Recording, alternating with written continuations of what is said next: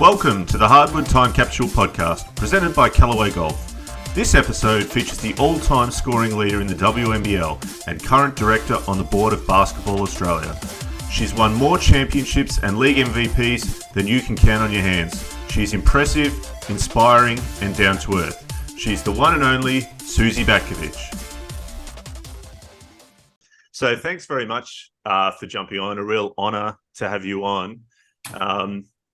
And so much to cover. There's so many different layers I want to chat to you about, because this podcast is essentially, as the listeners will know, a mix between a sort of walk down memory lane of great Australian champions, and then where are they now, and what's going on there. And you've obviously kicked on pretty quickly, because in comparison to a lot of the guests we've had on, you're quite young and quite fresh off retirement, yet you've accomplished a lot. First time we've had someone like yourself that's on the board of directors at Basketball Australia, and those sort of things. But look, where we'll start is maybe give us a rundown of, you look like you're at work now, where you work, what you're doing, what family life's like, and what's keeping you busy.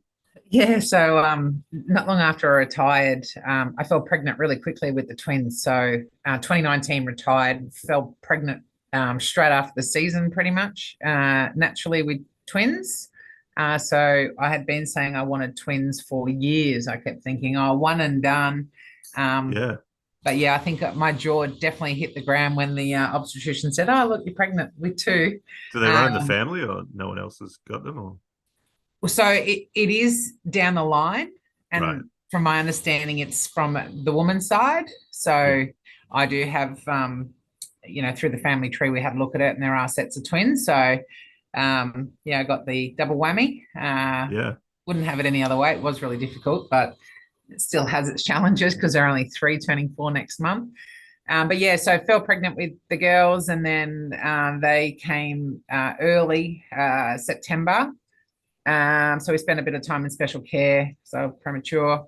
And in the mix of that, the mayor had approached me to run in the election before she actually knew I was pregnant. So I was currently carrying but hadn't announced. So then when she did finally approach me, I just sort of said, oh, look, I'm pregnant with twins, so I can't commit. But it was something that, it did intrigue me. It is community-based, which I do love. And obviously, even as an athlete, we get out in the community a lot. So that aspect I really enjoy. I am a problem solver. I do like getting problems and sort of having that challenge to find solutions. So this has been a fantastic fit. So fast forward the election in 2020, I think it was April, we declared that I had won the seat, and I began work. So at that stage, the twins were like 7 months old, and Townsville City Councillor for Division 6, and I live in my division, so which I do love. And here we are today. Fantastic. So I guess a question there, because we have listeners from sort of all around Australia, and obviously might be different. Like down here, for instance, I actually trained one of the directors of our city of Casey, down here in Melbourne. And so they'll have directors, but then they'll have councillors who actually have outside jobs, like full-time jobs, and then they meet on the monthly meeting or what have you. How does it work up there? Yeah, no, so we're full-time. We can't have another job, so this is what we do. We're a population of just over 200,000 now. There's 10 councillors and a mayor, so we're all split up. The border did change last year, so it did change for some councillors, obviously, because I got elected. Didn't faze me because it was all new anyway. It's full-time. It's pretty hectic, to be honest. So it's not like a regular job where you clock in, clock out. It is a lot more hours, weekend work, different things in the community. And I suggest your public holidays, you don't really have them. When you're on the job, you're on the job. And I think for me anyway, when you're an athlete, it never really mattered when a public holiday was or Christmas, because you'd generally be training or playing or something. So from that perspective, that hasn't really changed for me. Yeah, no, 100%. In your role, do you have particular portfolios you look after for the council?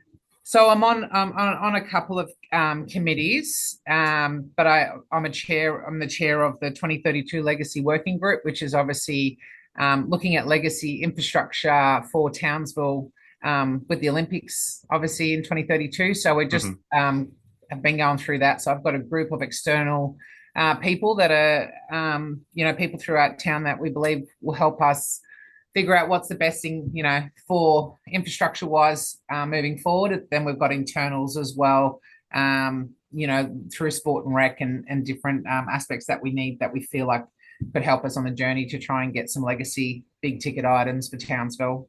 Yeah, no, that's fantastic, and that's exciting. So we're looking in the next couple of Olympics there. So that'll be exciting for Australians, and I'm sure Basketball Australia are excited that you had twin girls as well if they choose to go down that that Opals path.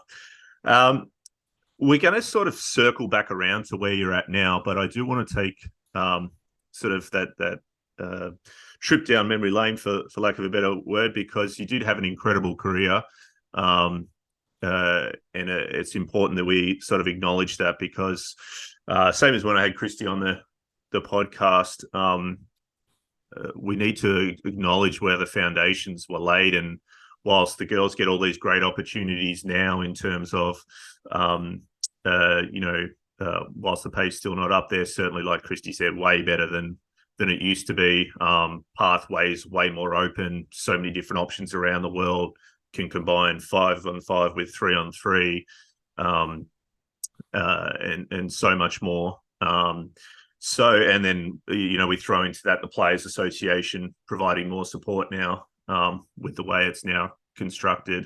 So I want to go back through that and then ask some questions as sort of about how you're wired, because I've seen sort of similarities, or in doing the research to catch up with you. Obviously, I saw you play a lot of games, but in terms of researching, there seems that you've got this mixture between being a person of service, but then also being a leader, whether it's community-based or it's athlete-based. Both those things come in. So I'll be interested to see how you go with that. In terms of your career, I'm just going to sort of rattle off for the listeners places that you've played at over a very long career. And by the way, Suzy is still, by a country mile, the all-time leading scorer in the WNBL. And to give you some perspective on that, guys, Kayla George is the current player that's closest, but he's still 1,700 points behind. So would have to play for probably at least another 5 years, probably to look at getting that off. And also second only to Rachel Spawn in all-time rebounds, who I can let the cat out of the bag, is coming on the podcast in the near future. She's just working at Port Adelaide at the moment, very busy with AFLW. So we're getting her on. But Suzy, can you tell us just a little bit before we get to the AIS in 1996? From what I understand, you grew up in Newcastle. Which clubs did you play for? Who got you involved in basketball, etc.?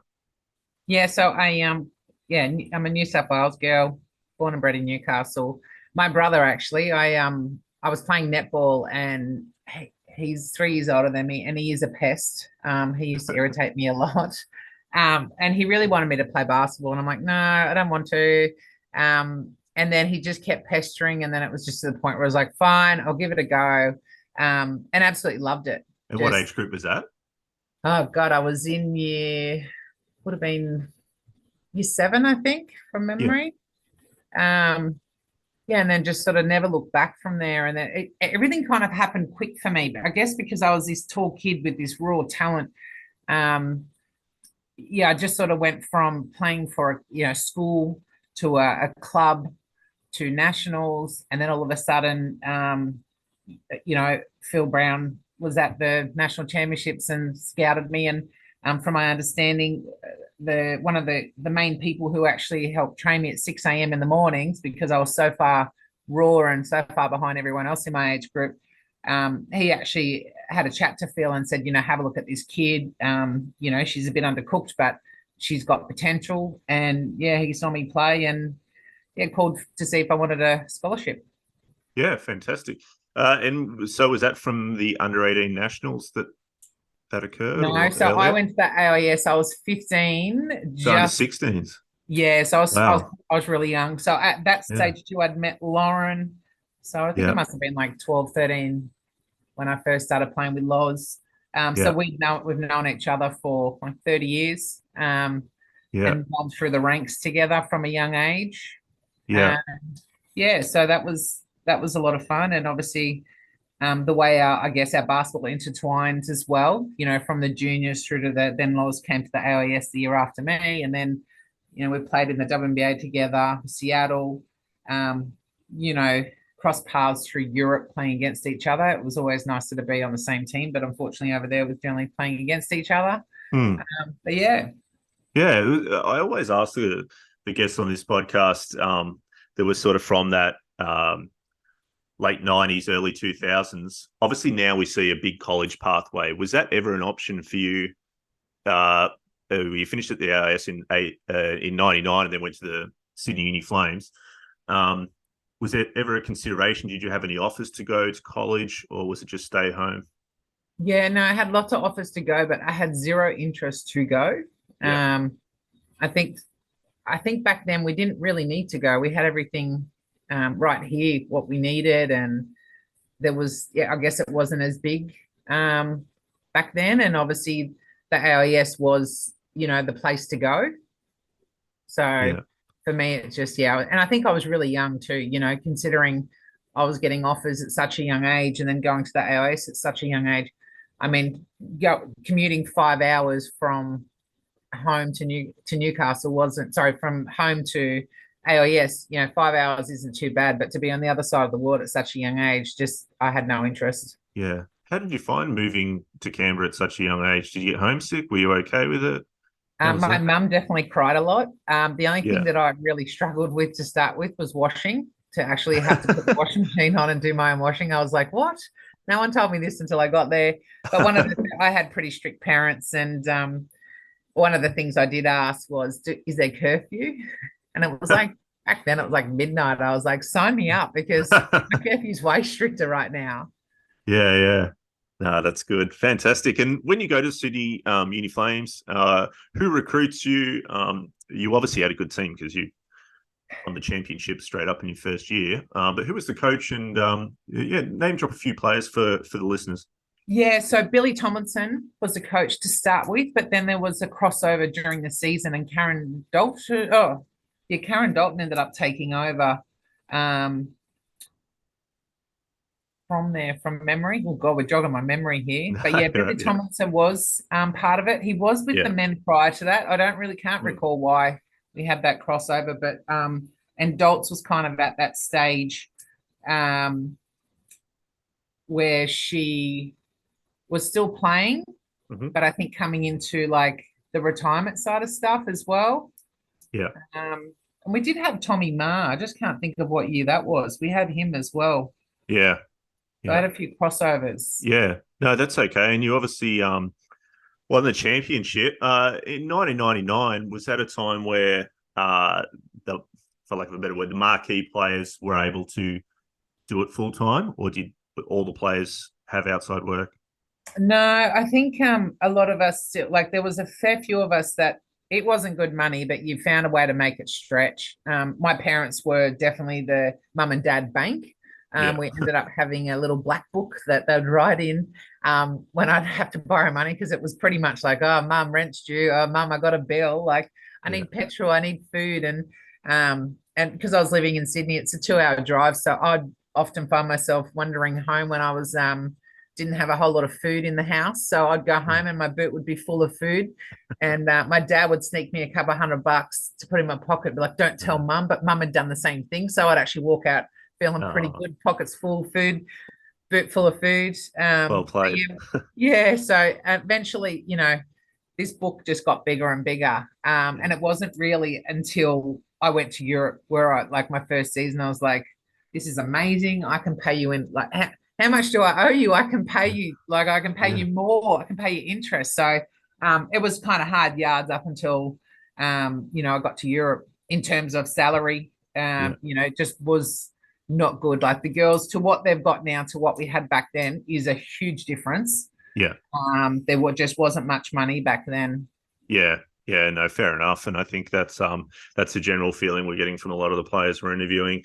We'll sort of jump around a little bit because it was quite a you did play in a number of countries, France, Spain, Italy, Russia. How did you find it in Europe? And when you say it's more pay, Christy obviously mentioned that as well. She's like, my husband and I often think, oh, should I maybe gone and done one more season or something like that? But then the men on the flip side, they seem to have a pattern of having a lot of issues actually getting paid. They get promised a lot of money, but they said if you got sort of 60, 70% of what you were promised, you were actually doing pretty well. Did you find that the case over there? No, for me, never had a problem, was paid every single cent that was agreed on. I was pretty lucky. I went to pretty amazing clubs. Yeah. So I can't complain, won quite a few championships over there. And I never had an issue. Like even my first year going over to Europe, I signed with one of the best clubs in Europe, which was Christy would have, after I played there for some years, she actually, when I left, it was a few years later, I think she actually went up from the south to where I was in the north and signed with my old club, who Laurent Bouvard was the coach. So it was an amazing club. The caliber of players was incredible. It was a shock to my system, I think, the work ethic from going from WNBL over to Europe, where you're training twice a day, fully professional, strength and conditioning, like everything was just completely different, like to the point where in preseason I strained my quad because my body was not used to that type of training. And it was cold. It was so freaking cold. I just remember thinking, how the hell am I going to survive in winter over here? I'm just like rugging up and I'm still cold. And, part of the recovery after a game, and I used to hate this. He stopped doing it after a while because we all kept complaining, I think, so much. But one of our recovery was the day after a game, we had a running track outside of our gym. Right. You would run around the track even when it was cold and snowy. Oh, that's recovery. And that was recovery. Like it wouldn't be hard or fast, but it's cold and like you've just played a big game. You don't really feel like it. Was this in France, did you say? Yeah, in the north. But yeah, so that was interesting. But to be honest, that was probably can't complain. I think I got really lucky where I played with I had amazing players and coaches and clubs. So I never had issue with salary. Winning quite a few championships. I had really good experiences, and I think for me, Europe was more my style of play. I just fit in there so well, and really thrived in there. Played some of my best basketball overseas. Just absolutely loved it. What about from a personal perspective? Did you find, because a lot of people find that they really grow when they, not to say that's your experience, but when they put themselves outside of their comfort zone. How did you find going so far away? Like you said before, going from the AIS to Newcastle is very different between if you were to have gone to college and now all of a sudden you are that far away from home. How did you find it? For me, I was actually okay. I actually enjoyed it and I was ready. I kind of put it off a year. So the French team that actually signed me tried to sign me the year before, but I wasn't quite ready.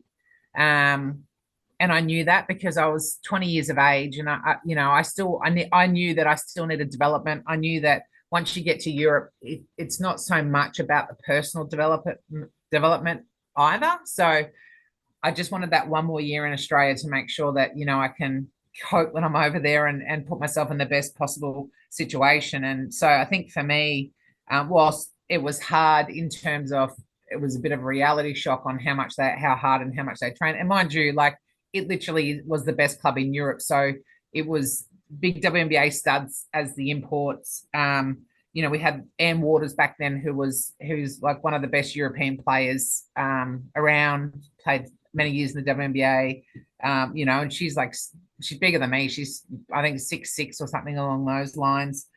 But and Anne, actually, credit to her and her wife, they took me under their wing a little bit as well because I was so young. I was, 21 years of age. So I kind of got looked after in a way to make myself I guess they made me feel at home and that I wasn't on my own. You know, they would cook me dinner or have me over or sort of help navigate, you know, things that I'm unsure about and how things operate. So I was really lucky, I think. I had good people around me. Yeah, yeah, no, that makes sense. I mean, support networks in anything are really important. And I guess, or I'd like you to sort of give the listeners an insight, because whilst we do have quite a lot of professional or former professional basketball players follow the podcast, the majority of us are fans, right? So if you can sort of give us a bit of an insight into when you decide to go to Europe, what happens behind the scenes? Because all we really see is, you know, a headline or a news article going, Suzy Batkovic has decided to, you know, whether it's forego a WNBL season and go play in Europe or go in the off season or whatever. Is it something that you have an agent or a manager and you ask them to put the feelers out? Is it that they come to you? I mean, obviously it's going to be different with different athletes, but what was the process with you? Yeah, for me, I had an agent back then, and I only just sort of got an agent. It was more, you know, I guess like the WNBA was coming through as well, and you know they were seeing if I was interested to go over, which I had zero interest. So I didn't want to go in the draft. They'd put me in the draft, so I didn't have a choice. And then I just said, you know, even if you pick me, I'm not coming because it's just not something I want to do right now. It's something in the future. You know, and then the same for Europe. The French team contacted my agent, and then my agent obviously came through to me. Yeah. Okay. Yeah. Well, that's pretty straightforward in terms of recruitment and those side of things. In terms of agents' fees and those sort of things, because again, this is something that unless we find out from the people, we don't really know how that works. And it sort of sprung to mind a couple of weeks ago because Liam Pickering, who down here in Melbourne is a big player agent with AFL players, Lance Franklin being one of his biggest ones, Buddy Franklin and Dustin Martin, not Dustin Martin, sorry, and a couple of other big stars. And callers were ringing up and assuming he takes like a 10% cut or something. And he said, no, we're talking more like 2.5%, like I guess a real estate agent would take for a house. How does that sort of operation work, or are all agents different? Do some take a percentage? Do some take a straight fee? How does that work? Yeah, for me, it was a percent. Yeah. It wasn't a straight fee. It was a percent on how much I would be earning. Right. One of the things I did discover during my time was, you know, the club sometimes through negotiation, your club will pay, you know, your salary plus the agent. So I do know that there's some agents were double dipping. So Right. because they're foreign country, like they're, you know, foreign countries, so you may not understand everything or whatnot. Yeah, they were getting a payment from the club, but then also getting the pay to play. So there was stuff like that floating around as well back then. But I think that it got sorted pretty quickly once Yeah. people were finding out and getting a bit smarter to ask. Yeah. Yeah. No, thanks for that. I appreciate that insight.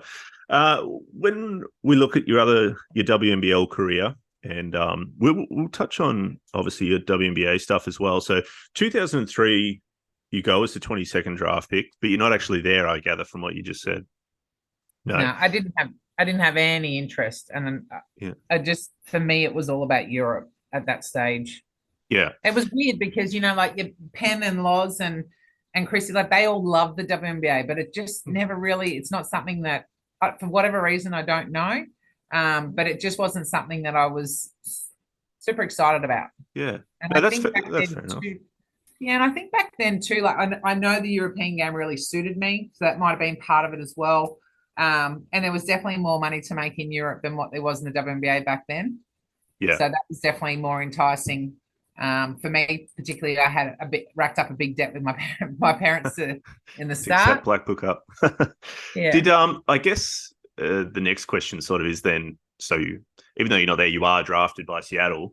For you to then go play at another club, do they have rights to you? Do you need permission to go and play elsewhere? What happens then if they have drafted you? No, so it's just about the WNBA season, nothing to do with you know, their off season. But I mean, obviously, you'd need to be traded to actually go to a different WNBA club. The funny thing is, it didn't bother me that it was Seattle who, you know, drafted me. They knew we had conversations when I was somebody had put me in the draft, that I was definitely not going to come regardless. So, and they knew that. Yeah. Yeah. Well, that makes sense. If you've already pre-warned them, then they know what they're getting into, I guess. And then later on, you do go and play for Seattle. How was that experience? Obviously, at that time, these days, we get lots of coverage of the WNBA over here on ESPN and those sort of things. Fortunately, we didn't have so much of that then. So I will ask you, yeah, how was that experience for you? Yeah, it was different. It was great because I had Loz, and obviously I played with Birdie, so I got to know them really well. Obviously known Loz for a long time, but had really good teammates. It was a lot of fun. It was a bit of learning as well. It was different. You travel and you're on the road a lot. You got quick turnaround on games. You're barely training. So yeah, it was definitely different to Europe to what I was used to. That was my first year with Anne Donovan. There was times where, Lauren and I would get into trouble because we'd be on the court at the same time and something funny would happen. And I can't help but laugh. And then I'd make Loz laugh. And then I just remember this, it was Lisa Leslie shooting free throws and it was an air ball. And it's one of those moments where no matter what you did, you're telling yourself, don't laugh, but you still laughed and, you put jersey over your head and then make Loz laugh. And then the next minute you've got Anne Donovan telling you to get to the sideline. You and Loz are both there getting in trouble for, laughing during a game of an air ball. So we had some really good times. We had some funny moments. So it was good. It was fun playing with Loz as well, and getting to experience that with her. And she absolutely thrived in the WNBA and loved it. That was her thing. And it was nice to get to know Birdie. Even my first year, she was actually my roomie a lot. Okay. So then by the time I went, a fair few years later, I went back. Brian became the coach and he's like, can you come? I'm like, oh, I'm not really interested. I'm doing Europe and I kind of want to rest a little bit just to rest my body. And it's partly what I think gave me longevity. I think that if I did the back-to-backs like Loz did and some of the other players, I don't think my body would have sustained the amount of time that I actually did get to play. And Loz and I have spoken about it before. And she's like, you looked after your body really well. I was like, looked after it in terms like I would smash it for the 8 months, but then come back and let it recover a little bit, and then there'd be times where we've got Opal stuff. So, it wasn't full time. So you're still getting your rest and recovery with a bit of light training. And then, you sort of pick it up, as the time's progressing, you knew that this European preseason was coming. So you'd sort of get ready for it that way, but still allowing your body to have that rest and recovery, which I think is really important. Yeah, no, that's that completely makes sense. You still see it to this day, down here in terms of when they do a back-to-back WNBL into NBL one, back to, that sort of thing, and it's just constantly battling niggles. But I guess for some players, that is necessary, obviously, because if you're down the end of the bench on a WNBL roster and you can't afford to just not work for the next 4 months. And I think too with some of them, like, I think you see some of them that are on, and this is not all the cases, but you've got some that might be, playing in the WNBL, but they're like the 7th, 8th or 9th man. They're not playing a lot, like they're getting that kind of that rest and recovery. And then when it comes to NBL one, they're a starting 5 member. So I think it's, I think there's a lot of that. But there are some cases where you've got players that are bigger time players in the WNBL who are playing in the NBL one as well. Yeah, 100%. I think you see it sort of up where you are with like a Steph Reed and some of those sort of players that double up. But yeah, like you say, some of them might only be playing, 5 to 10 minutes a game in the WNBL. So it's training's more there sort of. I think Annalie Maley said on her podcast when she started out with the Flyers, like she treated training as her game, and now it's sort of the other way around. So interesting that with that. And I guess it sounds like just in your tone of voice and those sort of things that you were probably right about the WNBA not suiting you as much as Europe. You were kind of happy to be there and you had fun, but it wasn't where you got the best out of your playing style. Is that right? 100%. Yeah. And I thrived in Europe. Like I played my best basketball yeah, it just suited me to a T, I guess. And like when you look at Loz, like Loz, is really well suited to the WNBA. She thrives in it, Hmm. So it was just, I guess, Yeah. and I think having like my background is Croatian as well. So I mean, I love Yeah. Europe. I still love Europe. It's probably one thing I miss about living a normal life and Yeah. working. It's not having been able to travel to the degree that I once did. Yeah. No, we'll race through sort of the future years. So obviously we're looking at go back to Sydney, the Sydney Uni Flames. You spent some time at Canberra and Adelaide, so you have a little period where you're sort of moving around a little bit. And then I guess you have a really not I guess you have a really successful time in Townsville.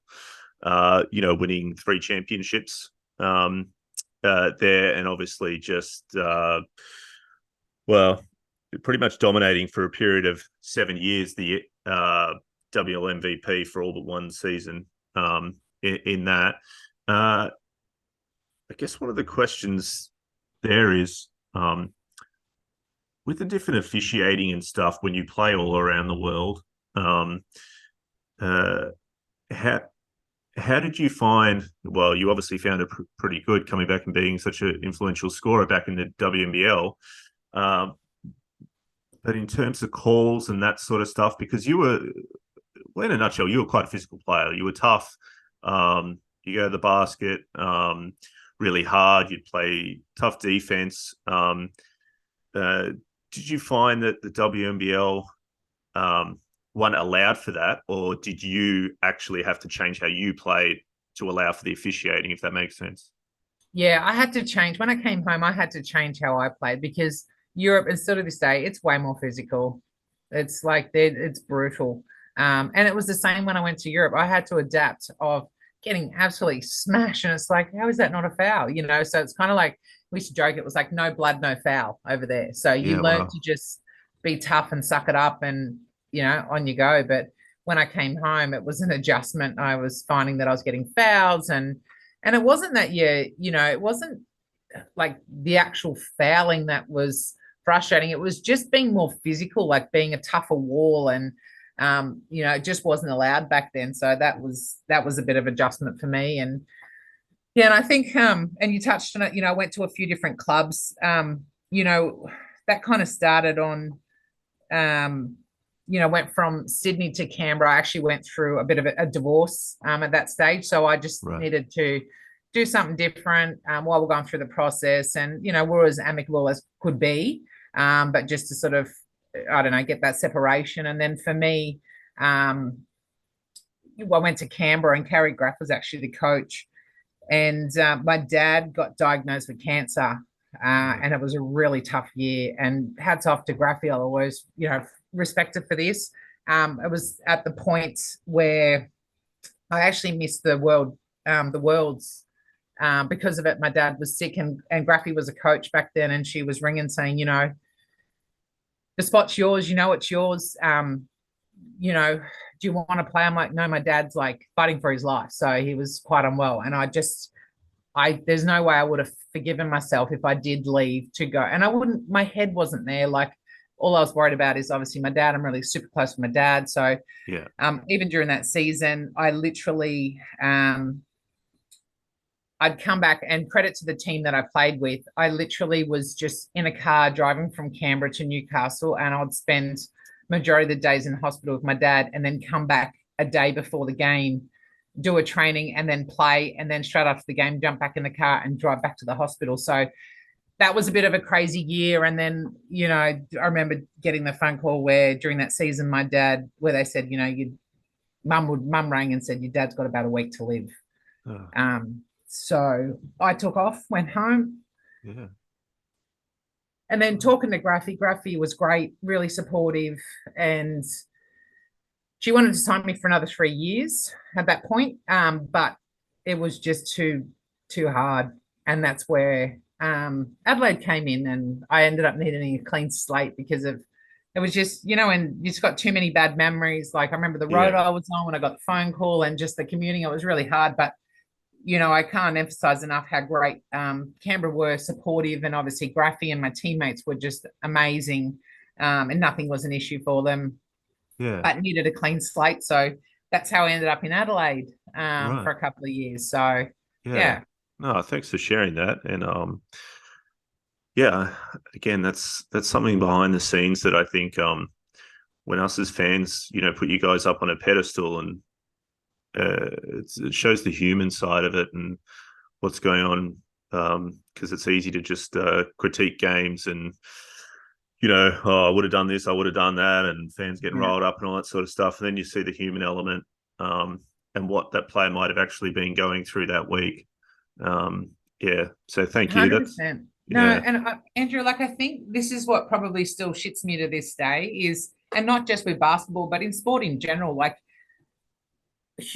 athletes are humans and everyone has their own battles and demons and things that they're dealing with. And I think, yes, they're an athlete. So to some degree, you've got the media, the spotlight, you've got some type of platform. But I think people forget very easily that they are human and they are dealing with different things, whatever their journey may be, and what, difficult, I guess, what, hard cards were dealt. But I think we do forget, and I think it's really easy just to jump on social media and, hammer people. And there was recently with the Matildas, I think everyone read that story, and that player got absolutely annihilated. Like, I think it's just social media is a place now that is not always used for the right platform, and it's just easy to sort of attack people. And I think sometimes I wish people would take a deep breath and yeah, realize that people are human, and this affects people. And it's, and it's not just that player, but it's that player's partner, family, loved ones. Like, they're on the internet, they're reading this stuff, so it's a ripple effect. And I think life is you look at the cost of living and the crisis that we see today. Life is hard for a lot of people, and I think we just need to realize that it's hard for everyone. And I just would be nice if sometimes we could all just be a bit kinder to everybody. oh yeah, 100%. Yeah, because I couldn't agree more with what you just said, because it is fickle too. We'll have it sadly gets to the point where someone is pushed too far, and someone takes their life, and for about 24 hours everyone's, oh, we've got to look after each other better, blah blah blah, and then within 48 hours there's a game's played and they're straight back to it, and it gets missed. 100%. Yeah, so it's And I no, think, it's yeah, yeah, and I think too, like, we look at kids now, some of the stuff that happens in schools is, I'm mortified. I sit there and think, oh, my twins are 3 turning 4.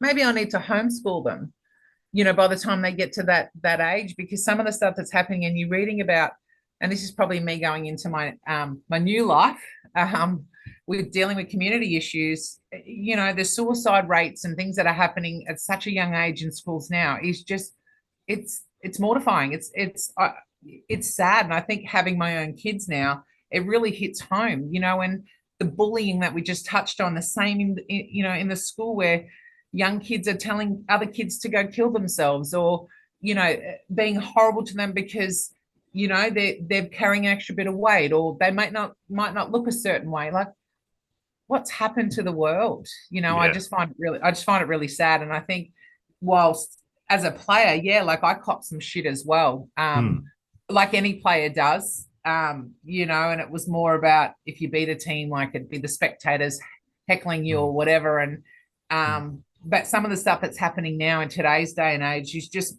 it's mind-blowing. yeah, 100%.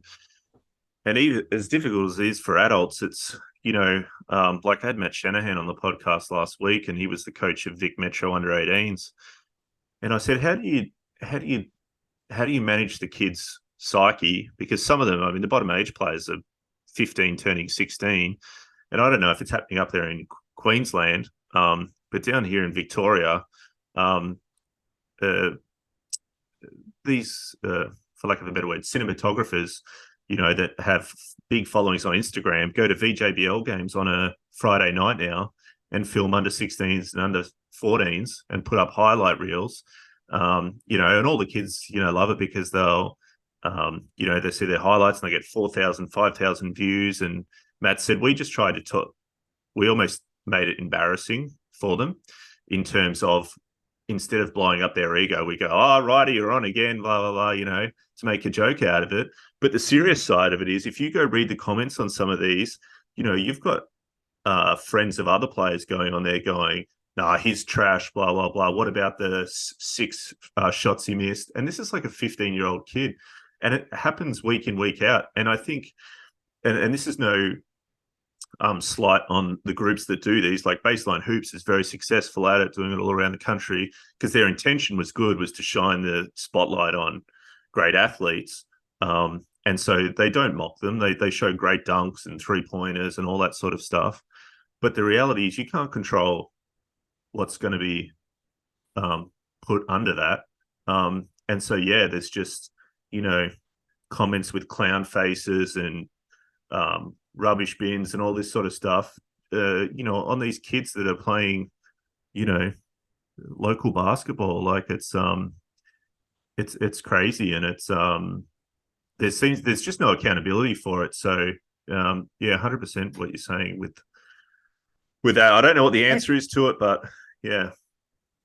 And the sad thing is some of those kids are walking away from the sport, whether it's basketball, soccer, footy, whatever it is. But once, you know, they feel like they're getting attacked or picked on, like it's not good for their self-esteem or, you know, how they're feeling. Sports should be an outlet. You know, I think for me up here, like in Townsville, like I'm big on it. I don't want to have kids on the street. I want them out doing something or not sitting in front of a TV. Like, you know, I want really great facilities here, so that they do have that option to get out and, you know, do something fun and be active. But I don't want them criticized. You know, I think that's really unfair. And I mean, being 15, like, you know, you think back when you're 15, I mean, it's a long time ago for me now, but, you know, it wouldn't have been nice to deal with that type of stuff. No, and I just guess I'll just finish up on that point by saying I think, you know, you're exactly right. We find, regardless of where you are in Australia, I think we find the same thing. If kids have somewhere to go after school, whether it's training or a lesson or a sport, they've got some structure and they're way less likely to, you know, get in with the wrong crowd and boredom and those sort of things. And because the reality is, I don't know what your upbringing was like, but like when I grew up, it was like sometimes you could have just one parent work, and so, you know, mum would or dad would be able to look after you after school, etc. These days, with the cost of living and those sort of things, most families have two working parents, so it's important that the kids have a structure and somewhere to actually go after school and not just loiter at the shopping centre and you know, those sort of things. So yeah, I just want to touch on that because what you brought up was fantastic, and yeah, I think yeah, it's something that's going to take a whole population. You can't point fingers at anybody else. Everyone has to be doing their part because it's too big. Be accountable. Yeah, 100%. Now we'll sort of look towards your last few years in Townsville there. Obviously, as I said, very successful. And I don't want to neglect the point that you also, as you mentioned earlier, were an Australian Opal, which is a massive honour to play for your country and win silver medals and a bronze medal, and obviously play against the might of Team USA and other competitions over there. I guess when it comes to the opals and those sort of things, is that something in the future, having the career you've had, that you would look at or getting back into? Obviously, with your position as a board director at Basketball Australia, it's probably not conducive with being on the coaching panel of the Australian Opals, but is that something you would give consideration to in the future? Yeah, I don't know. It's hard to say. Like I don't really have. Can I just say I'm really stoked that Chrissy Harrow is giving back in that capacity. Yeah. I think she obviously, I was really lucky to go through the girls that I went through the Opals with. I'm so thankful and proud to go through with such incredible women to play, you know, alongside with. It was just unbelievable. But at this stage where I am at with my career and stuff, you know, and prior to going on the board with BA, I was on the board for the Fire when I retired as well. I guess for me, it's my way of giving back to the sport that gave me so much, and I'll be forever grateful for everything the sport has given me. But obviously with being a councillor up here, which is essentially like a board of director running the city, and then being on the board now with BA, kind of this sort of interests me, I guess, in a way. Yep. So where I'm at the moment, this is sort of the path that I'm enjoying, that I want to stay on at present. So I mean, Yep. never say never. Maybe when I'm older, Yeah. I kind of feel Yeah. old at the moment, but maybe. But yeah, at this stage, not really. Yeah, and I guess that was a little bit of a loaded question as well, because the background behind that was, uh, as I discussed with again with majority of people on the podcast, is when you come to that point of retirement, and especially considering you were very successful in winning championships as yours came to an end. A lot of them just that have become coaches discuss it fills a bucket for them, that bucket of adrenaline, of competitiveness, of the highs of basketball and the lows. And some of those that just cut and dry retired found it difficult. Yeah. And some, as I've mentioned previously, fell into a depression and those sort of things. Did you find you missed the, not to say it's not highs and lows in your job, but probably not the same as running out in front of thousands of people and scoring the winning basket. How have you found dealing with that post-retirement? Yeah, so I think I've just been really fortunate. I wasn't an athlete that went from being an athlete to, struggling with the real life transition. I kind of retired. Oh, this is cool. And then blink and I fell pregnant. Blink, I had the twins. Blink, I went in an election. Blink, I won it. And here I am 3.5 years after the election, So I think for me, everything just happened so quick. So I was really, really lucky. And I think, don't get me wrong, I think it was more so when I first retired that when I'd go to a game and it was a close game, I missed playing. If it was a blowout, it was kind of like, yeah, whatever, I'll just drink my beer over here and chill out. But yeah, I probably have it less now. And every so often, obviously the Fire were in the grand finals and I was like, oh God, I'd love to be 20 years younger and playing. But I don't miss the training. And I think my body, obviously my last year, I struggled with my back and my neck, and that's probably going to be a life thing for me, just to manage and maintain after being brutalizing my body for so long. But yeah, I guess to a degree I do miss it, and I think too when I retired after I had the kids and some time had passed, and I was a board member with the Fire, I started training some of the bigs, which was my other way of giving back. So I do individuals with the big girls, and I love that. But then when I went off the board from the Fire, went on to Basketball Australia, I stopped doing that just so there's not that conflict of interest, and sort of. So I kind of missed that a little bit of another way of giving back. And I know we talked about coaching, but I didn't see it more as coaching. It was more like specific to my position and helping those girls. Some of the things that have helped me, or some tricks to the trade. So I did enjoy doing that. Yeah, no, that's great. I think, giving back, I mean, you've got all that knowledge, all that experience. It'd be a real shame to just sort of hide away and not give that back to those players. Now, as you are approaching, or impending retirement and those sort of things, now you've gone on to governance and directorship and those sort of things. Was that something whilst you were still playing you were thinking about? And on that note, were you doing courses or were you getting qualified in particular areas to prepare yourself for that? Yeah, I like the last probably 4 years while I was still playing, it was big on my radar. Like what is it that I want to do? I didn't want to get to the point where it was just like, have the blinkers on and I'll just deal with it later. And and I even know through my career, people are like, what's life after basketball look like? And it was kind of like, oh, I have no idea. But once I started to tap in, and I think with the Fire too, they were really great. So, from the office perspective of sponsorships and stuff like that, I would go with the general manager and, help with trying to get the sponsorships and start to understand how the organization was run. Yeah. So from behind the scenes, I started to learn a lot and pay attention, and I guess then I really learned the perspective of the club and the player, because sometimes we, as players, we want, but we don't understand there's only so much, it's like everyone wants a pay rise, but where's the money coming from? Yeah. So it's just the math doesn't always add up. So it's so learning about all of that's been, really good. And I guess, over the years, that's kind of it led me to where I am now in a way. And really do enjoy doing it. Yeah, no, it sounds like the way you talk about it, very passionate about it. And do you have a mentor or someone in terms of growth in that position, those positions? Yeah, I guess for me, I ran in Team Hill, so there was the team, and I think pretty much all but two got over the line. And I guess for me, the deputy, who's the deputy mayor now, Mark, he took me under his wing, so there was a lot to learn. Obviously, like the legislation, the bylaws. There, like my brain hurt the first 12 months of being elected. There was a lot to learn, and but I absorbed and loved it. And in the meantime, I had 7-month-old twins at home, Yeah, and then going into full daycare.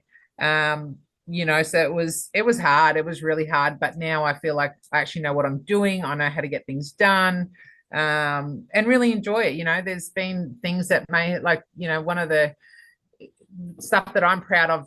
Somebody's had a 9-year issue with council, and 9 years of getting annoyed yeah. and frustrated, and sometimes it is just rolling your sleeves up, and sorting it out. And within 6 or 7 months, I had that issue sorted, and Amazing. I'm proud of that because it's Yeah, fixed the problem for the resident, and they're just so happy. And for that job, I think that's one that I'll always remember. He's quite old, yeah, and he was just so thankful, and they're probably my favorite things. And like I'm not one who loves sitting in the office. I actually like being out and about, whether it's walking through James, through parks, through my division, whatever it is with the residents.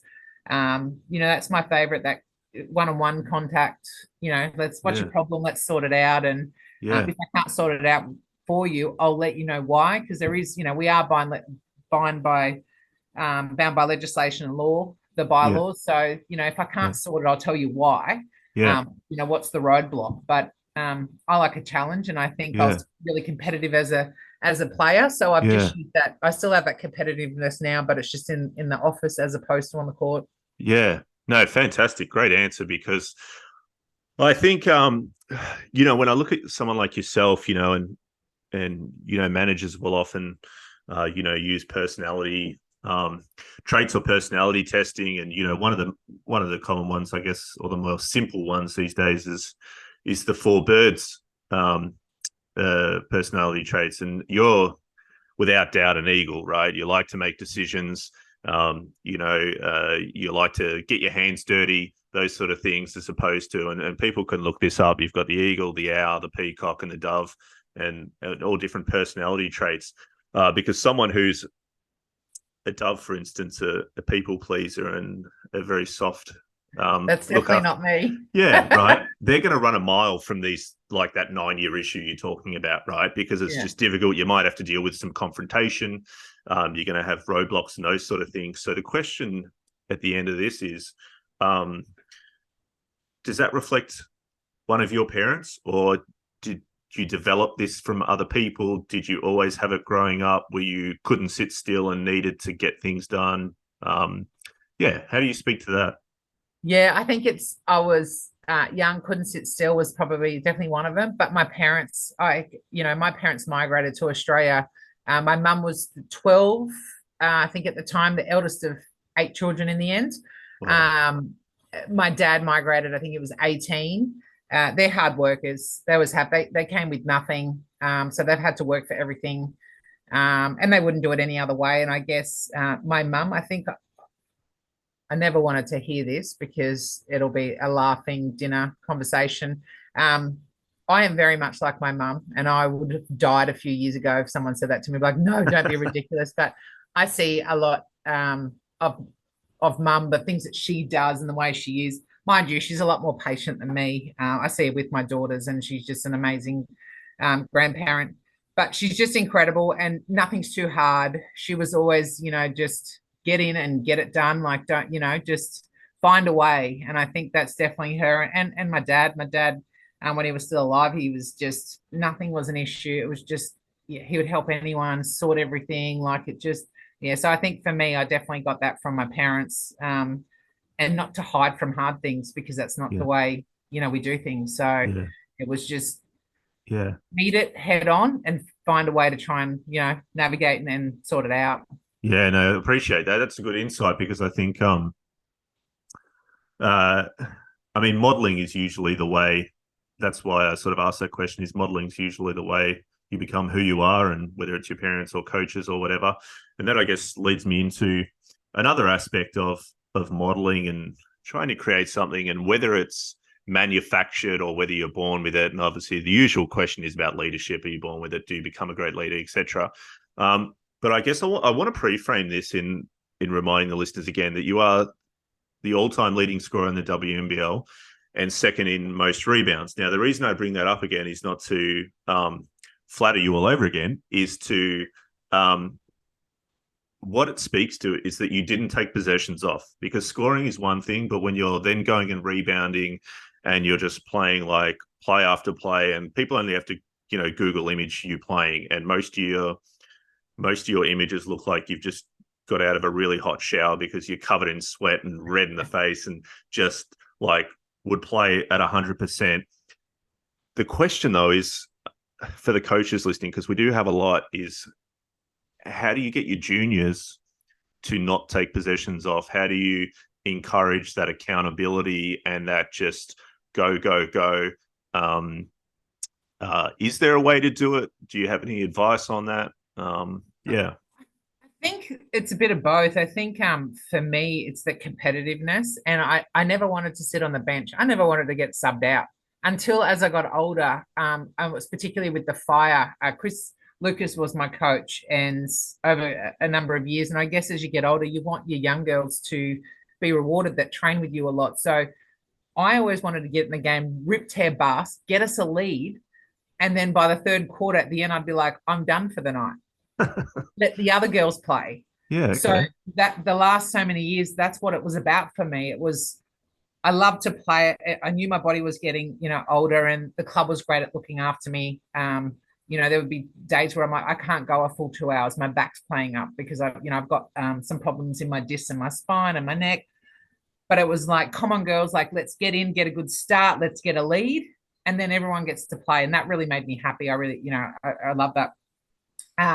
But also in my younger days, I was competitive. I didn't want to sit on the bench. I don't think anyone wants to sit on the bench. Everyone wants to play, right? So it was about chasing loose balls, getting the rebounds, you score, so the coach doesn't take me out back then, So I think there's a bit of it. And, with the twins, it's funny because I see Charlie and she is me. Yeah. And I'm like, oh my God. But then I look at Layla, who's similar to her dad, but she is a firecracker. And I know at the age of 15, one of us are going to be in a lot of trouble, and it's probably going to be me. She's going to be difficult because she argues everything now. So I think some of the things you are born with, but that's not to say that you can't work on it and be great at it. It's the same as leadership, right? Like, I think some people have the natural ability to lead, but it doesn't make them a great leader. You can learn to be a great leader. And I think even for me in the role I'm in now, and I guess I was lucky, I'd played with the Robin Mars, the Trish Fallons, Chrissy Harrowers, and I saw what they did, and particularly when I was younger. And I would take some of the things that how they led, and I'd use that in how I wanted to lead, and change it a little bit to what suited me. And it's the same now, like in being a counselor. Like, there's things that the mayor might do, other councillors do. And I like some of the things they do, but I don't like everything they do. It doesn't suit me and doesn't feel like it's right for me. So I'll take bits and pieces of, learn from them, and, maneuver it, I guess, to what makes me a better leader, to how I want to lead, if that makes sense. So I think, to answer your question the long way, is I think that a bit of it, you are born with it, but I think it's something you can work on to be great at. Yeah. No, that's that makes a whole lot of sense. And I think for the coaches out there, what you can take from that is now to go back to your team and sort of assess, where they're at, because you might find some players of that natural, just, see ball, get ball, go hard and be competitive. But then you're going to have some that, like you mentioned about going out there and getting the biggest leads you can. Maybe you get those players that do take the foot off the pedal a little bit. Set them smaller goals. Hey, instead of just going out there and competing, can we be up by 10 points at quarter time, not just go play? set them Yeah. smaller goals so they're always trying to reach something. Well, and I think too, with players, like, I think break it down is a good way of looking at it. Possession by possession. You used to always hear that, focus on the moment, and saying it and actually getting young players to understand it are two very different things. So it's about locking in on defense and then making sure you then block out and then you're chasing the rebound. But also, I think it's about teaching our kids the basics well. I know that when I did some indies, it's one of the questions I ask is, okay, how do you defend the post? Crickets to start with. And I'm looking around thinking, well, this wasn't a trick question. This is legitimately a question.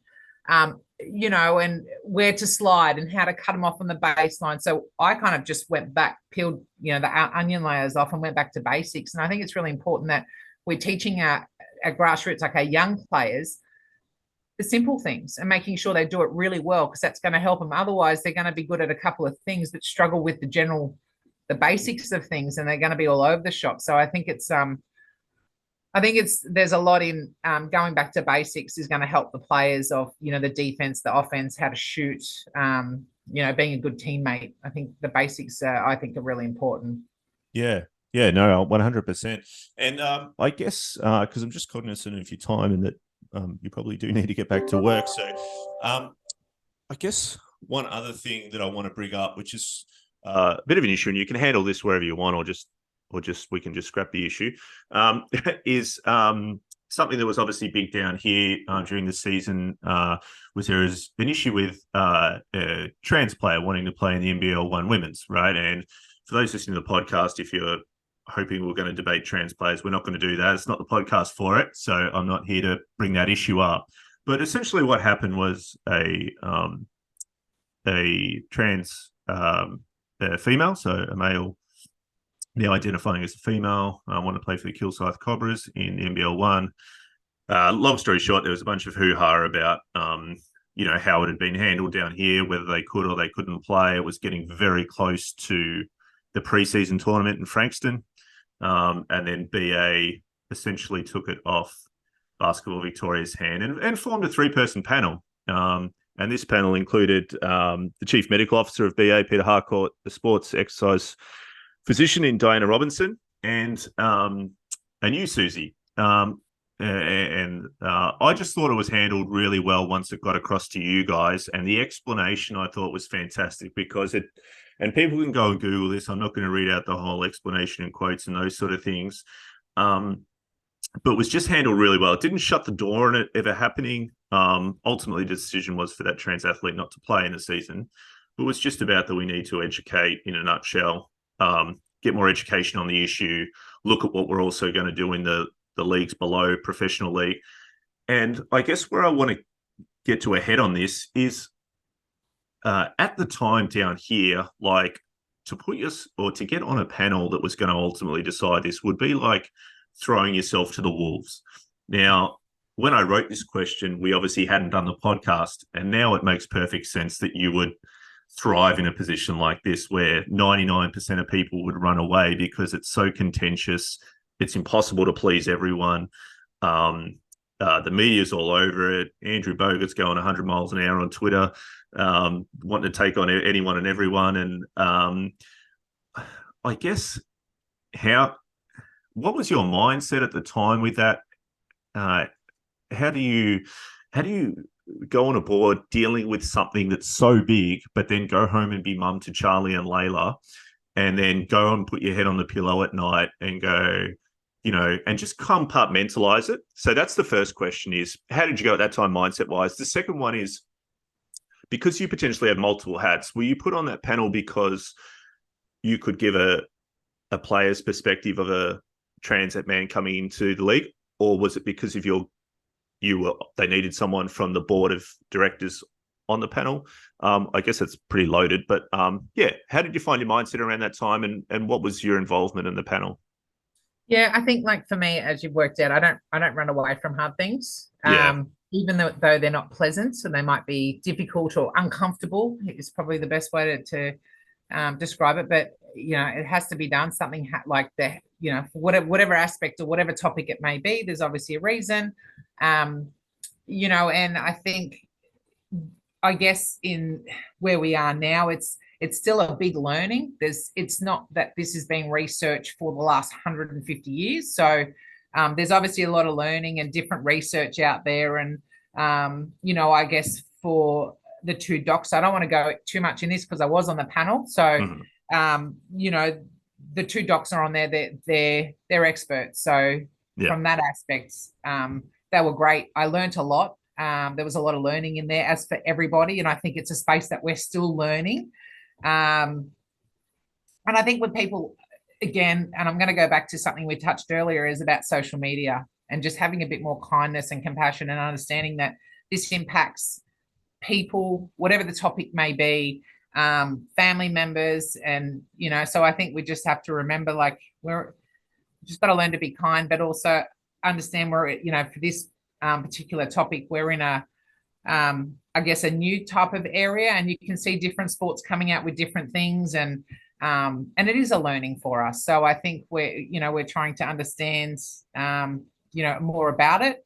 And for me, being on that panel, it was more from, understanding the sport and knowing the sport. Not so much for, the science and the medical side of things. That definitely is not my department. Yeah, no, I appreciate you answering that question because, I wasn't sure sort of how we go with that. But it's just been so great to have you on the podcast today. You've been so open. You're so passionate as a counsellor. People at Townsville are lucky. If you ever want, and I genuinely say that because I'm in an electorate where we've got administrators. So we've had our counsellors thrown out about 2 years ago from an IBAC inquiry where they were found to have been taking money from developers. So we could do with some good counsellors down here. Andrew, you can always just move up here. I've got a really good vision. Yeah. Got good weather. It's never cold. It's not like Melbourne. You don't even need winter clothes up here. So it's the best time of the year at the moment. It's perfect weather. Oh, I'll run that by the missus because I think my parents are up in Port Douglas at the moment, and I'm getting all these videos, and we're down here in cold Melbourne, putting water on the windscreen in the morning to get the frost off. It's one of those things. But yeah, thanks so much. One last question. It's real quickie. I asked Christy Harrell with this because obviously she's more the coaching side of things now. And the question was, throughout your whole career, could you name a 3-on-3 team? So 4 players, 3 players and herself, that she would like to go and take on the world at the World Championships with in 3-on-3. And she named you as the ultimate 3-on-3 player if it was around when you guys were playing, because she said you could score from anywhere and the physicality of it is rougher. To put you on the spot, if you could pick 3 other players to join you in a 3-on-3, who are we going with? Christy, Penny, and Loz. Oh, easy. And I think that's probably a good team. Penny would be great at 3-on-3. Yeah, she would. Yeah, she'd be real good. Yeah. And the other one I think she mentioned was Snelly out of that as well. Yeah, I'd take Snelly, and she can shoot from downtown. Snelly, she'd be popping in those extra points for sure. Yeah, awesome. Well, thanks so much for your time again and taking the time out of your day. The listeners are going to love this, and just how raw and honest you were, because I know sort of obviously when you're still working in sports and working government and stuff, you never know whether someone's sort of going to have to hold back a bit, but you were amazing. So thank you very, very much. Just really appreciate you coming on. For the listeners on this, I'll also post in the show notes some links to some stuff that we've chatted about throughout the podcast. And I think I've got another good takeaway message for everyone would be just, like Suzy said, just be kinder to each other a little bit. It doesn't cost you anything. It's not very hard to do. Everyone's going through their own shit. So, 100%. Maybe keep that in mind next time you want to throw a cheeky Grenade comment around. at someone. Yeah, after a couple of wines on a Friday night or something, maybe just tone it down. Yeah, exactly. Awesome. Thanks so much, Suzy. And maybe we'll catch up again sometime. Sounds good. Thank you. Thanks.